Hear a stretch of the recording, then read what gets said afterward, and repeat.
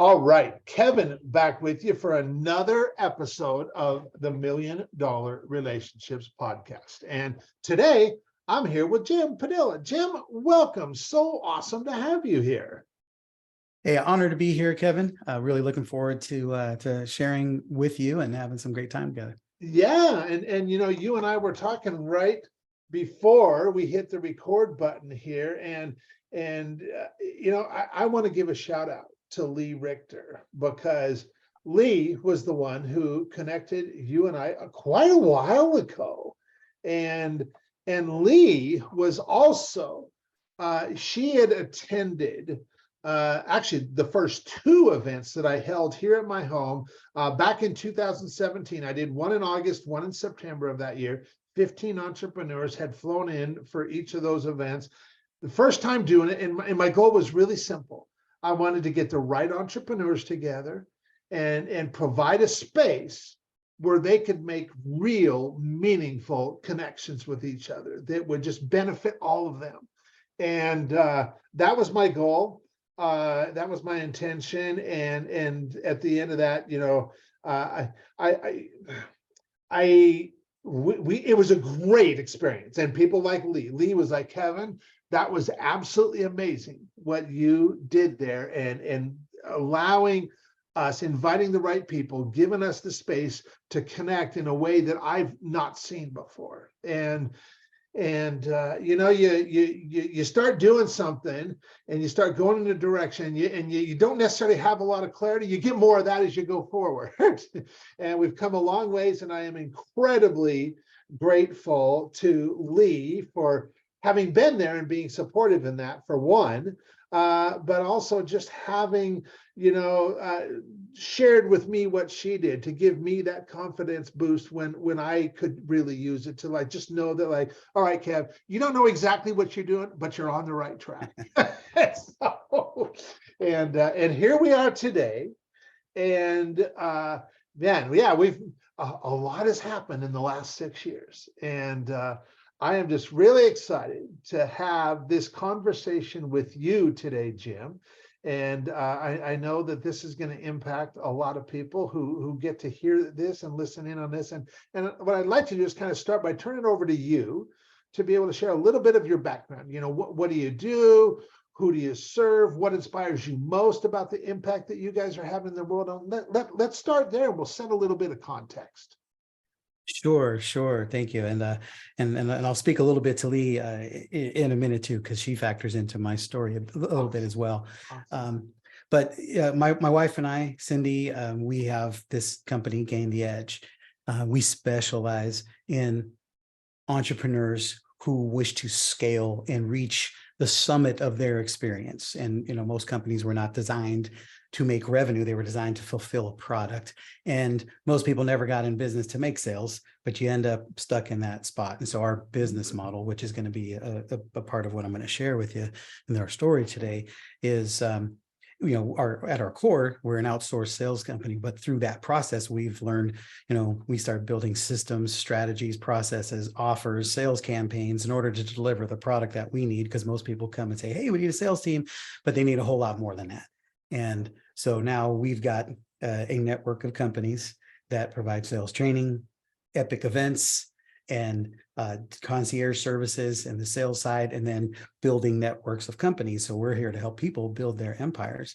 And the whole objective on this is that we want to make sure that everybody is having as many qualified booked appointments as they possibly can, so that sales are happening every single day, and ideally not by the founder. Mm-hmm. Right. So that's the business mix that we are in. And so we plug and play with people who are looking for fast growth.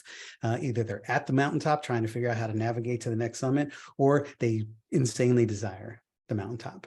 Okay. Very good.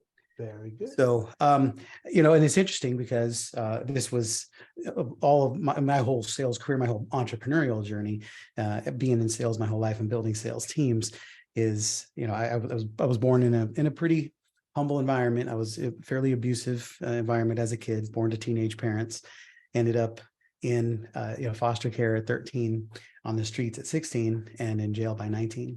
And wow. So I had a lot of brokenness And I had to spend a lot of my time learning how to read the room where I was in so that I could bend the influence my direction so that people wouldn't see me as a threat and they would see me as an ally.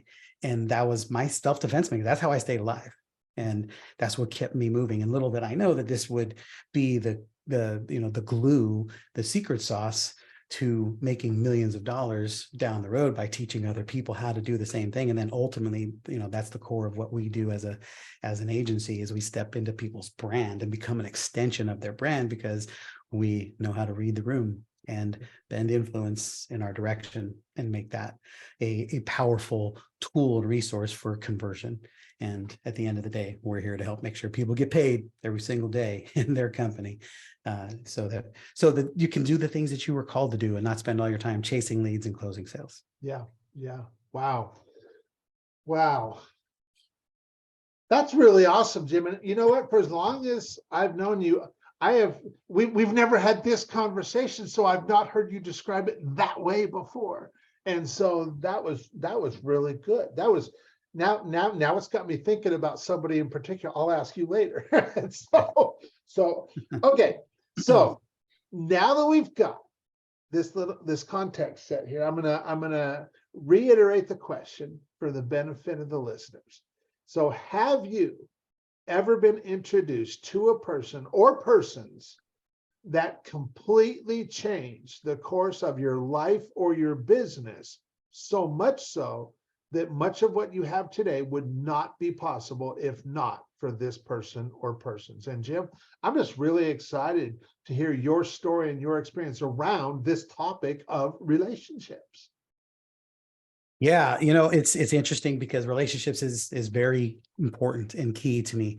Again, the relationships is what I had to make happen in order for me to be able to survive as in my youth and growing up. And relationships has become, very similarly to you, our core competency and our core currency, right? I mean, it's how we move through life with powerful exchange.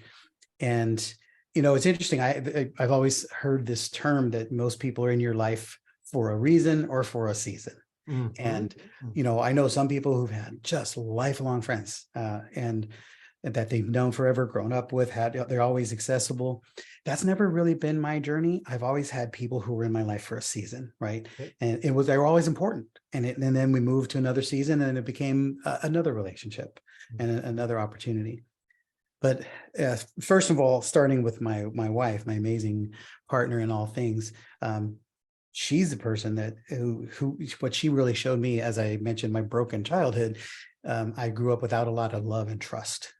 There was no God, there was no love, and there was no trust in my home. I didn't experience that, and I was very hardened, and I didn't trust anybody, and I manipulated everybody for my own gain, because I thought that's how you had to stay alive. And when I met my wife, Cindy, I had come out of a divorce. She was, out of a divorce, kids, and I had nothing. I literally had nothing. I had a furnished apartment that I rented because I owned no furniture. I left everything in the previous relationship, and all I had was a Geo Metro, 3-cylinder Geo Metro. Little, if you ever know what that is, it's like a little toy car. It's not even real. And so I had nothing of value. And I was pretty convinced I was never going to be with another. I was never going to get married. I was never going to be with another woman again. And my wife, Cindy, chose me, even though I had nothing to offer. And so she's the first person who really demonstrated to me that what love is, right? And so she is kind of responsible for me being on this journey of building relationships with people, because now I build relationships that are value rich versus valuable to me rich, right? So my first part of my life, I was building relationships that I could pull things from. And now I build relationships because I know the value of people connecting and growing together. Yeah. Right. And that's, I owe that to my wife and to God, because she's the one that taught that to me. So she has forever changed who I am as a result. So she's, the pivotal person. Of course, God, not to take that lightly, but God also obviously plays a huge part in who I am today and what is possible in my world, in my life. But, as it pertains to the business, and there's just some key people that I want to be able to acknowledge in this. Two people come to mind, Mark and Shannon. Mark Granger and Shannon Law, which is now Shannon Granger.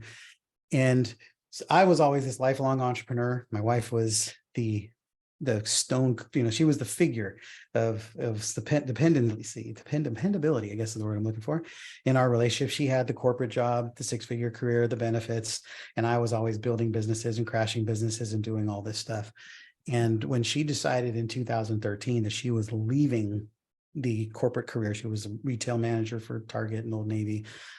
She decided she's done with this stuff and she wanted out. And then she took 6 months to go do her thing, and then she jumped into business with me. And we started, we're doing sales training, we're doing leadership development, we were kind of all over the map a bit, but we were successful, we knew what we were doing. And then it was interesting because we were hosting these monthly workshops here in Sacramento and bringing a lot of our entrepreneur friends in, and Mark and Shannon came to be a guest speaker at one of our workshops here. And they offered a speak to sell coaching, right? Speak your path to cash. There was an event that they were doing, the Big Impact Live. And they closed a lot of the room to that event. And I signed up. I said, Cindy, let's get you there too, because she was new to entrepreneurship. So I said, you need to go learn how to speak from stage, blah, blah, blah. Well, there was a $97 seat deposit. And we almost forgot about going. I said, well, let's just go down for the one day. We'll get our $97 seat deposit back and we'll come home. Well, halfway through the day, we're like, whatever they're selling, I'm buying. We're staying for the weekend. And we ended up signing up, jumping into their mastermind. They were really very, very smart people, business people, but then, also just amazing humans. But what happened is inside of that mastermind, the reason I'm sharing so much of it is because they were business leaders, they were industry leaders, emerging rock stars in the industry. And they came to us and said, look, as sales experts and as leadership experts, say, you guys, we have an idea for you. There's a whole bunch of our colleagues, all the leaders out there. The biggest pain point they've all got is they need somebody to do their sales. You guys are going to be the ones to do it.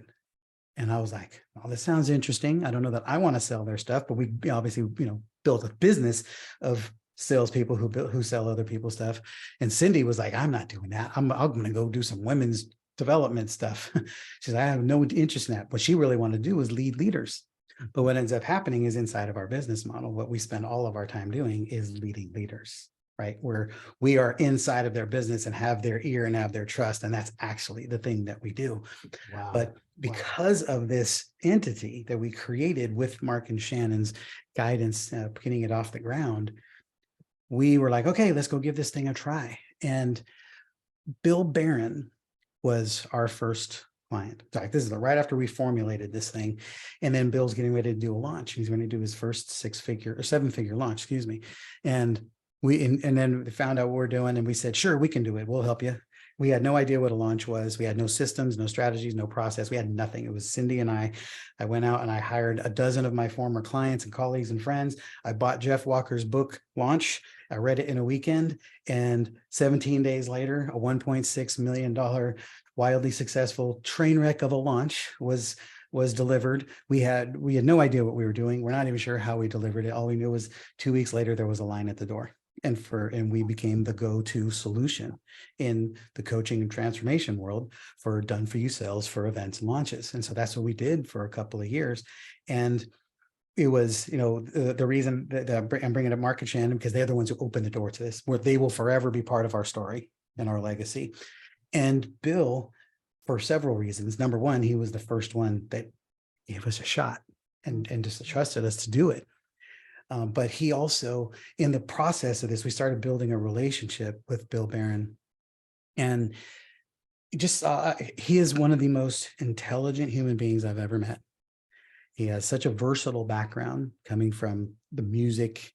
He was in the rap world, in the music production world, in the scene before he ever got into any of this. He's a Stanford graduate. I'm sure when he's listening to this right now, he's probably like, "Okay, Jim, stop. It's not about me," right? Because in addition to all of that, he's incredibly humble, and he gives of himself willingly, and he shares his brilliance and his knowledge with people, and he does it in such a manner that it is easy to retain, and he shares and he communicates with people in a way that makes you feel valued and received. We have not worked with Bill in over 4 years. But the first couple of years we were working as a client. And then one day I get a phone call. And I remember specifically, I'm driving to Best Buy. We dropped with my daughter.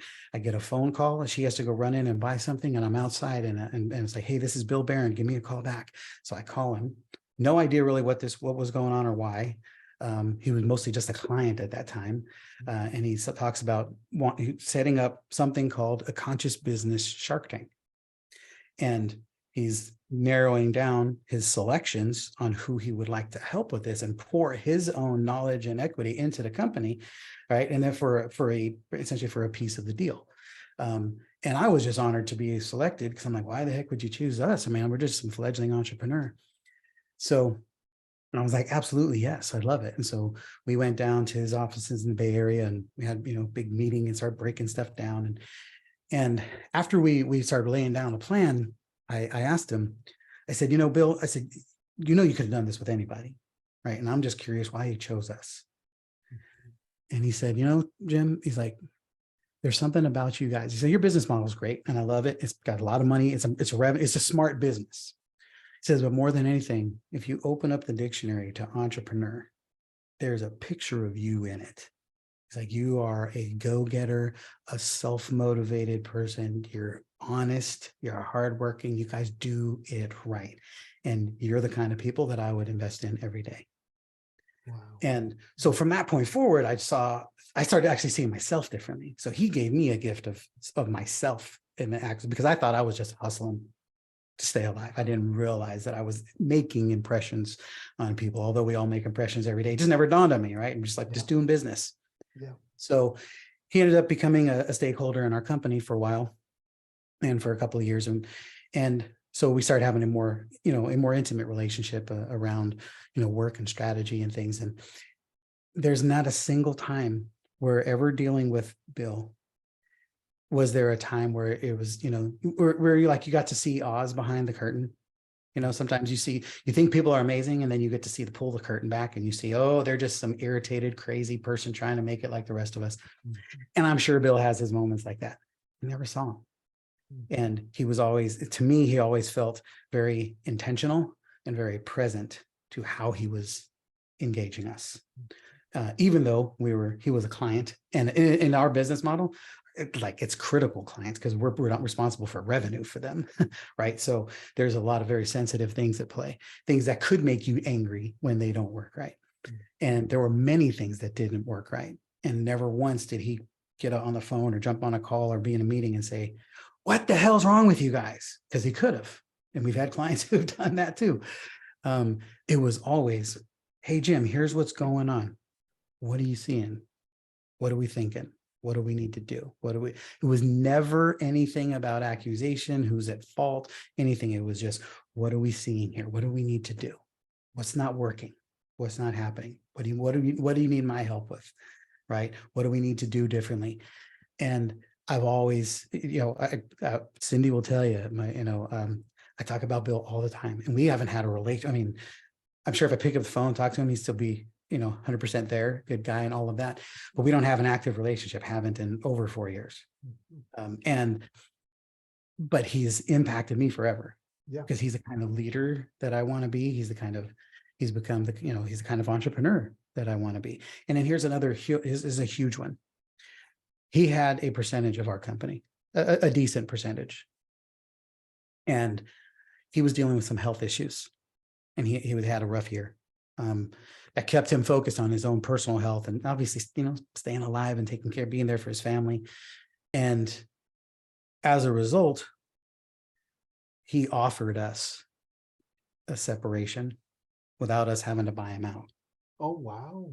Wow. He said, I'm going to give this to you because I don't feel like I've been able to be for you what I promised that this relationship would be. Wow. And so we restored our company to whole without having to buy it out. And it was one of the, it was such a God thing. Yeah. And it was a God moment. And I was like, man, it just speaks to the kind of honor and integrity and class that Bill has. Because even if he said, hey, we were prepared. Our attorneys were doing stuff and we were prepared. Like, okay, we're gonna have to write a check. What are we paying him and over what period of time to buy him out of this? And it wasn't about the money, obviously. It was just, but it was the gesture, and it was the thought process, and it was the character integrity. It's like literally everything that he has done, that he participating in my world. Every time I engaged the man, I just had more respect for him, and more honor for him, and made me see myself differently. So and then not only that, I mean, we talk about, the question, what would he, it's the kind of person he is, but the question that you asked in the beginning is, what things wouldn't be possible in our life? How would our life be different? Well, being in, Mark and Shannon connected to Bill, we were in Mark and Shannon's world, so they obviously lifted this up, but they also were the ones that kind of brought us into Bill's world, and we were in Bill's Conscious Business Network as an industry business leader, and he positioned us inside of that community. We had lots of business come from that community, incredible positioning. People knew us as the go-to experts and solution provider for what we do. We had world-class positioning there, and in the Thrive community with Charlotte and Jesse. And they were, they were like known by many people as like the launch pad for coaching entrepreneurial transformational leaders. Everybody from Sage Levine to Lisa Sasevich and Bill Barron and Ted McGrath and Christian Michelson and Justin Livingston and Callan Rush, all of these who's who experts in the coaching transformational space, who, they put us on stage in front of these people. And all of this stuff was a gateway from Mark and Shannon. And because of the confidence and the competence that Bill helped us develop. And so obviously we spent the last, 8 years plus building our business and getting our clients and doing all of these things. But it all started with that. I mean, that was our first 2 years in business. And it almost like literally all we had was a line at the door. There was never a phone call outreach to try to find a client. It was nothing but clients coming to us. We had to build waiting lists, and we had to get tricky inside of our company to build, drag out our onboarding processes and stuff so that we could sell and keep people coming. And that's been the pattern for almost a decade. We've obviously gotten better at, how we position and what we do and everything, but it's all been built on the foundation of what was created through that initial sequence with Mark and Shannon and that bridge to where we were with Bill and in that Thrive community. And, the things that we're doing now is, like right now we're in a place where our big focus this year is something that we call opportunity cities. Obviously, you were on my Opportunity Makers podcast. Being an opportunity maker is something that I've always fancied myself. And it's something that I have an eye for. I see everybody as that, people who are creating opportunities and solutions that solve problems for yourself and others and the people around you and the people in your world. And I spent several years as a chaplain at Folsom State Prison, and going in to serve inmates and, be on the Sunday sermon rotation. And I learned so much watching these guys. And I honestly, I never really wanted to do it. And I wanted to meta, like big picture, because it looked good. But every Thursday when I was going to go out there, I always wanted there was something inside of me that almost didn't want to go. I was like, man, I hope they get locked down today so I don't go, or I hope I get something, or something happens, because it was, it was an hour drive and it was work. And it was like, man, you got to go through all the searches and all the stuff. But every single time you go in there and you realize, and it was just God doing work on you. And so I recognized that, all of this was, the inmates were doing more for me than I was ever doing for them. I can assure you that. But I noticed inside of these guys that, they were all getting programming. They had spiritual planning, they had financial planning, they had family planning. They were getting counseling and education and drug rehab and everything that they were doing. And those are the guys that were working their way towards getting out. And then you watch them get out, and 76.6% of them attrit and come back in, right? So the recidivism rate is so high because all of the support that the rest of the world doesn't even know exists, that they have on a daily basis, is completely gone the moment they walk out the door. They get a $50 check, a bus ticket, and they're at a halfway house. Yeah. And so because of the way we were able to see the world and the opportunities that have come to us, we started looking at how can we help at a bigger way? How can we help at scale? And I had a mission, said like, I want to flip the recidivism rate on its head. And let's take it from 76% of people going back in to 76% of people staying out. And I was challenged by God, like, why not all of them? Well, let's make the mission to eliminate and eradicate recidivism. So what we are working on right now is building, or what we call opportunity cities. And Opportunity City is a building, a location in a downtown city where a prison exists. And we're putting together call centers so that we can bring ex-cons and aged out teens who don't have that support, who don't see themselves as value, whose society doesn't see them as valuable, and give them a skill set, teach them how to sell, help them make money. They have purpose, they'll have income, they don't have to deal drugs, they don't have to join a gang, they don't have to try to figure out how to blend into society instead of sticking out like a sore thumb and not being seen as valuable. We give them opportunity to be part of somebody else's things that are going great.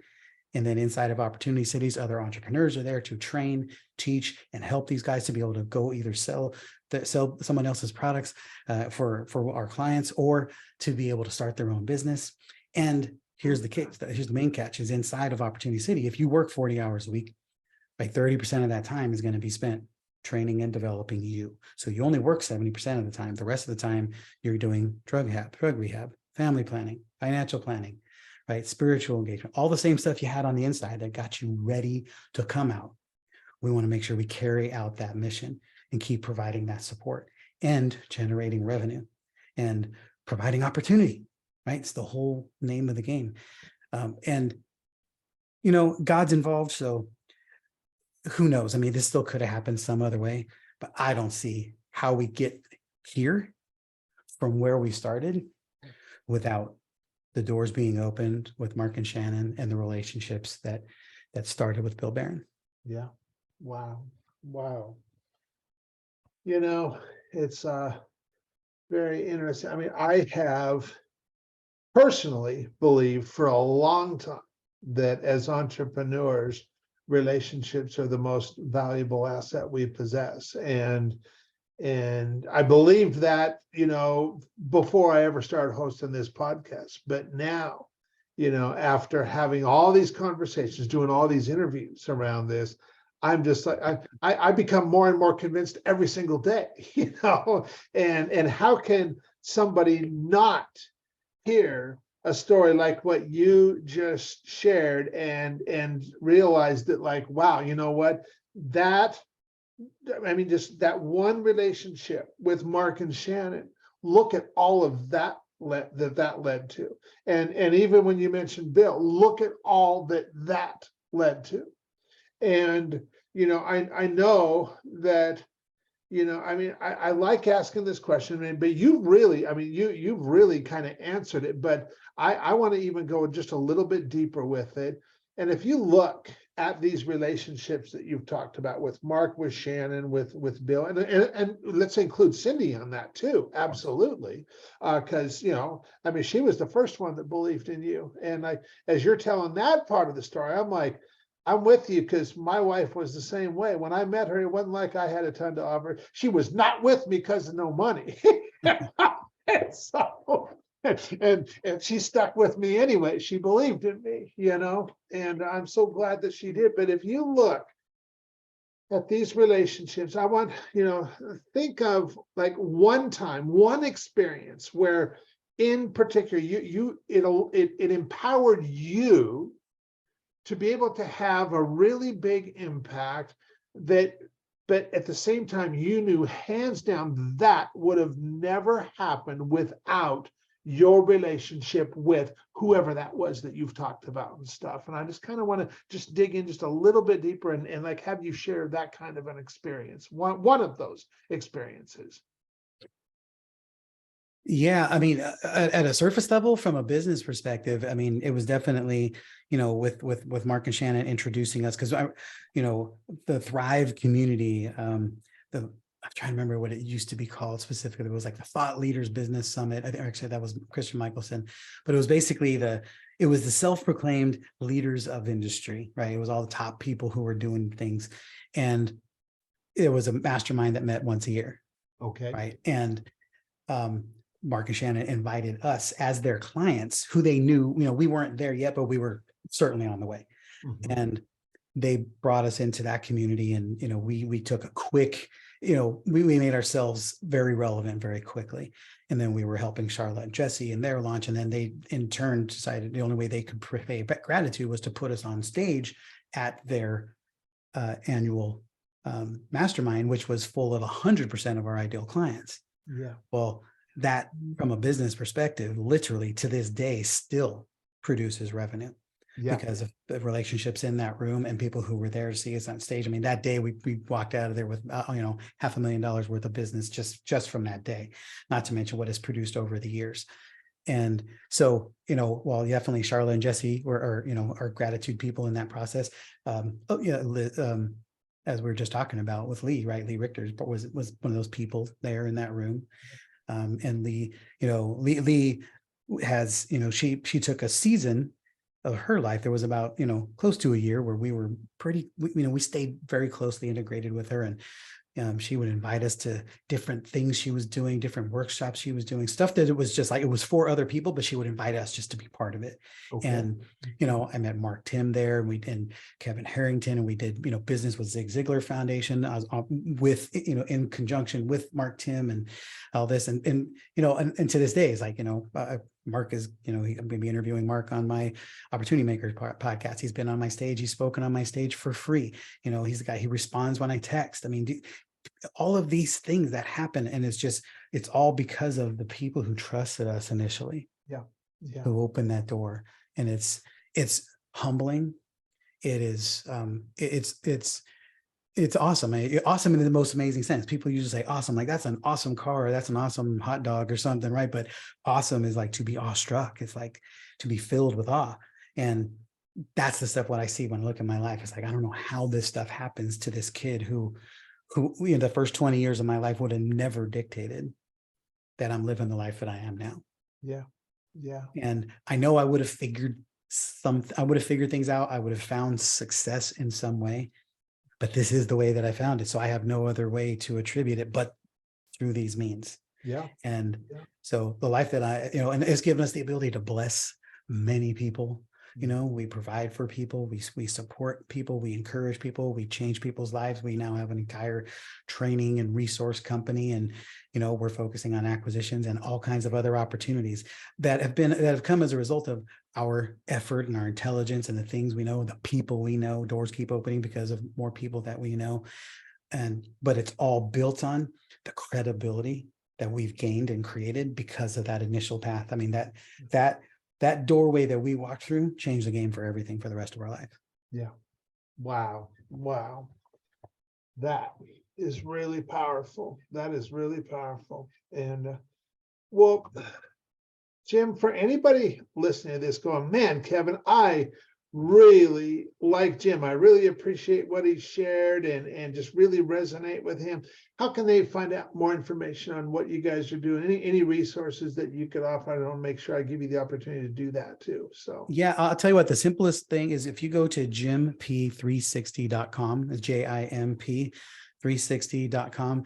That's my personal website. And then there you can find all my social medias. You can shoot me a text. You can find out what's going on. What are we promoting? What's going on there? But I would love to invite you, if you listen to on this podcast, go to that page, find the contact button on that page and shoot me a text.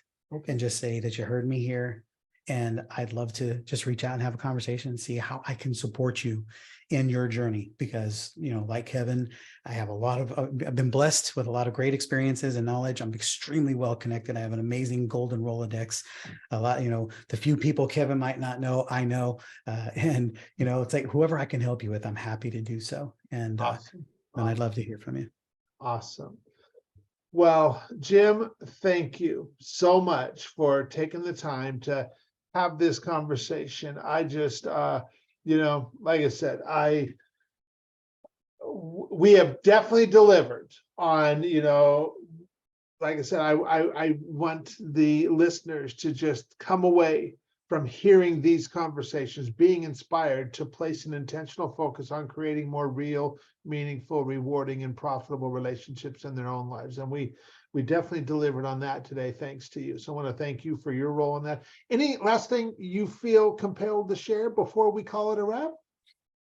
Yeah, just take this opportunity to really evaluate your own circumstance. And it's easy, so easy in a time like we're living in right now, with the economy doing weird things and coming through COVID and our political upheavals and all the craziness.